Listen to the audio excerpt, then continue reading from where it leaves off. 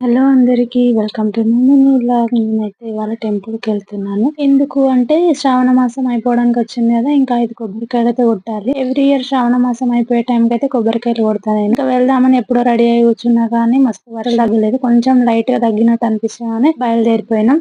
కాకపోతే లైట్ గానే అనిపించింది కానీ అక్కడికి వెళ్లే వరకు అయితే తడిచి బాబు ముందు కూర్చున్నాడు కాబట్టి ఎక్కువ తడిచింది. ఇంకా రాంగ్ అయితే వెనకన కూర్చోబెడదామని అనుకున్నాం. ఇంకా వాడికి ఎక్కడికి వెళ్ళినా ఫస్ట్ గంటలు కాదు గంటలు కొడుతున్నాడు. అయ్యగారు అయితే లేకుండా మేము వెళ్ళిన టైంకి, అందుకోసం మేము దర్శనం అయితే చేసుకున్నాం.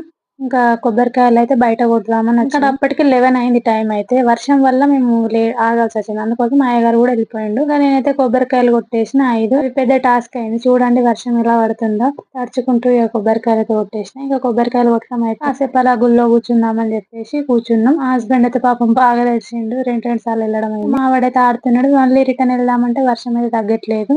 ఎవరైనా శ్రావణ మాసం అయిపోయే టైంకి కొబ్బరికాయలు కొడతారా? కొడితే కామెంట్ సెక్షన్ లో కామెంట్ చేయండి. ఛానల్ ని సబ్స్క్రైబ్ చేసుకోవడం మర్చిపోకండి. టాటా బాయ్.